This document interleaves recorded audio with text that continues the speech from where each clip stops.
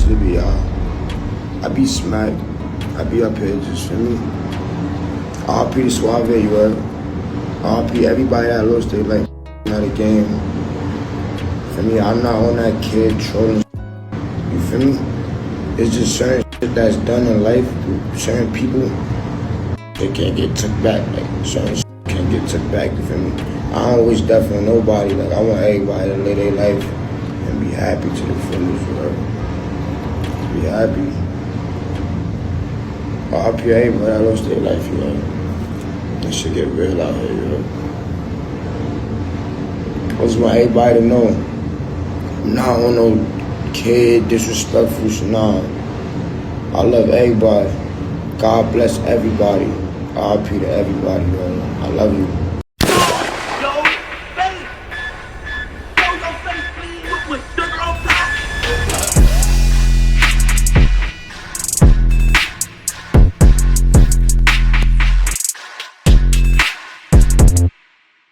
Hey, what's up, y'all? Y'all know my slogan. I don't know it all, but I know what I've been through. Now, before we get into this video, make sure you check us out on Patreon at www.patreon.com/Hookah Anonymous _. You guys been telling us to create one for the longest, so we recently created a community where we will upload videos that we can't share on YouTube due to their guidelines. We'll also be dropping the latest to there first, behind the scenes information that you wouldn't find anywhere else on our socials. So make sure you become a member, and after you do that, head over to our official Instagram page at Hookah Anonymous _ and follow us there. Now without further ado, let's get into what you guys came here to see. Now, 27-year-old drill rapper John Martinez, aka Suave Drilly, was shot and unalive leaving a parole office just minutes after checking in with his parole officer, which is part of his stipulations being on parole. It wasn't much details at first until it was noted in a news article that as he was leaving the parole office, 3 men with ski masks on approached Drilly. There was commotion shortly after, and then gunfire erupted. When it was all said and done, Drilly was struck multiple times as he hit the floor. Some say he was struck 6 times in his torso, and the 3 men fled going eastbound on East 132nd Street. This all occurred in broad daylight too, around 5:50 p.m. on 79th Alexander Ave in Mott Haven section of the Bronx. Drilly was taken to Lincoln Hospital, where he was later pronounced deceased. There's videos floating around social media showing the tragic aftermath of the scene, where medics could be seen performing compressions to the 27-year-old's chest, but unfortunately, that wouldn't work.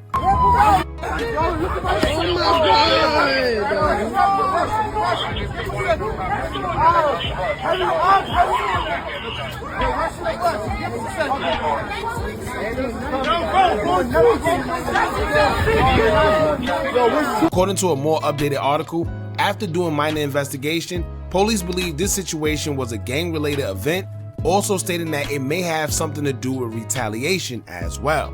Drilly was on parole after being arrested for a first-degree attempted gang assault charge in which he was convicted for in 2023, but he was later released back in 2024 on parole.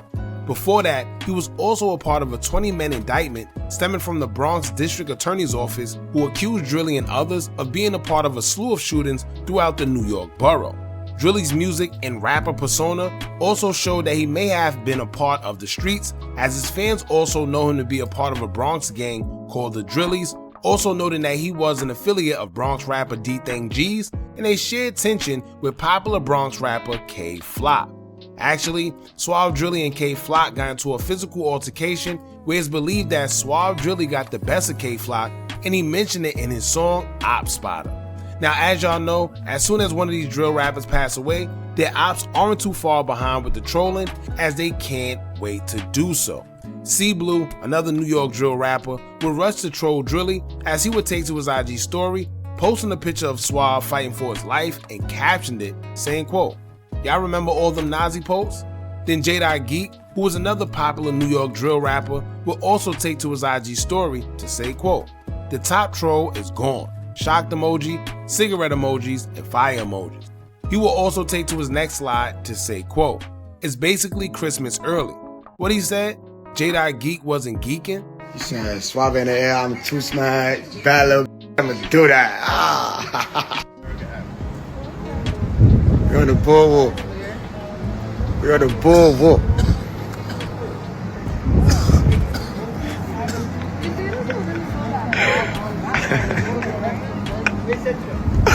I'm smart, yo. Today is crazy. Today is crazy.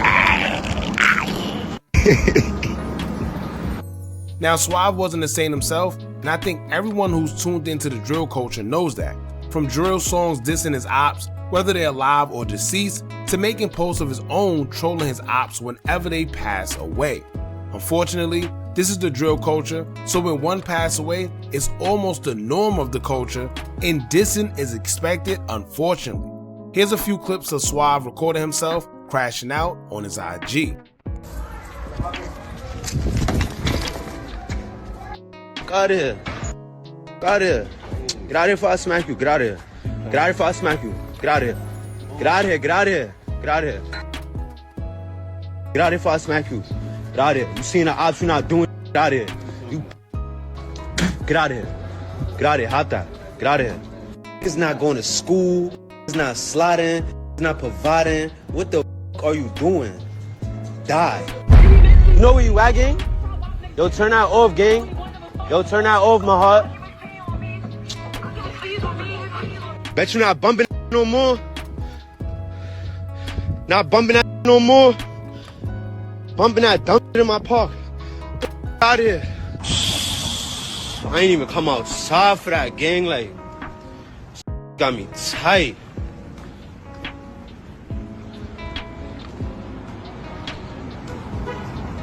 Oh, nah, I'm jacking him. He was holding on to his bike for dear life. He knew what's up.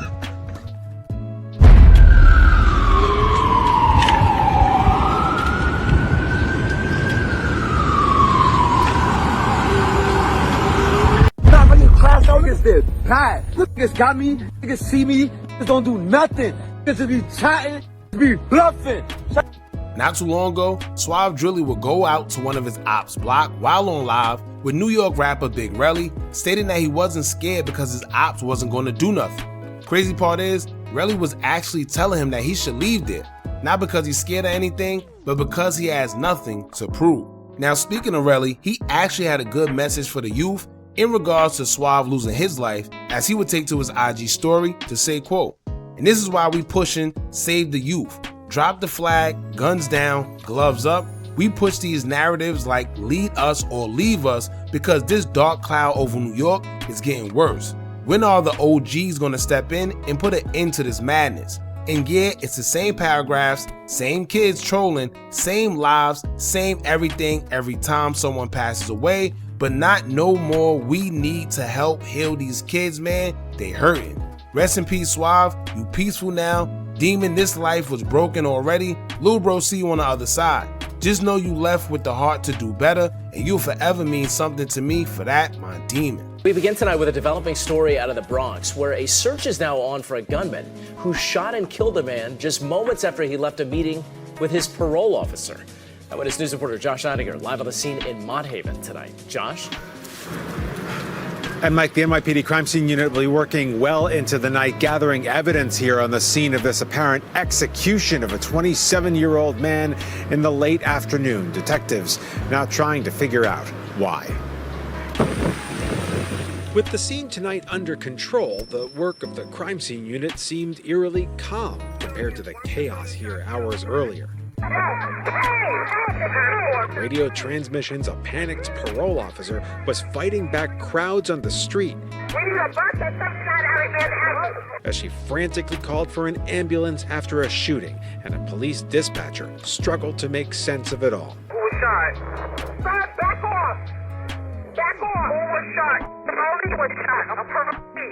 Parole was shot. 3 cents on the 79 Help is on the way, ma'am. Help is on the way. People were getting close, and they were like, back up, with their guns out. It all unfolded right in front of Clarissa Alleyedo after the shooting of a 27-year-old man while he left a scheduled meeting with his parole officer at a state parole office here in Mott Haven.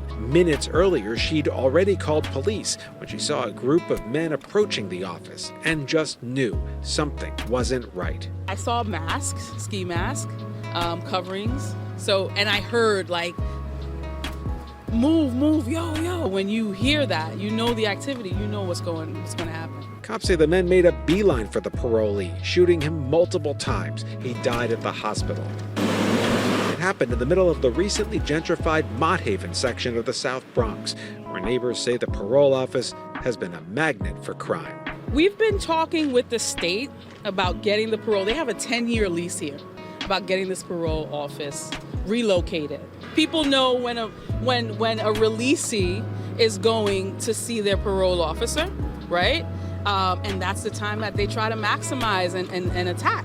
And then the people around are the people who are caught, unfortunately, in the mix. Now, let me say this, y'all. Like I always tell y'all, it's hard to have sympathy for anybody who lives by the streets. Meaning you live by the gun, you die by it. And in the streets is usually only one or two results, which is jail or a cemetery. As cliche as that may sound, that's the common outcome.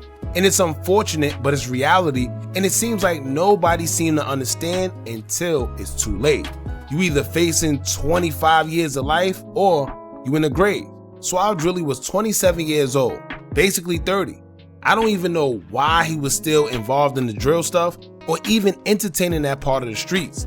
He was also a father to a daughter, and he spent a large amount of his time in jail. So knowing that, you would think that he would at least come home and try to figure things out the right way so he can at least be around for his daughter. However, the lifestyle eventually caught up to him. You reap what you sow, and whatever energy you put out there would eventually come back. I don't know what he did in the streets, but clearly he did something that made them angry enough to do what they did outside of a parole building. Crazy.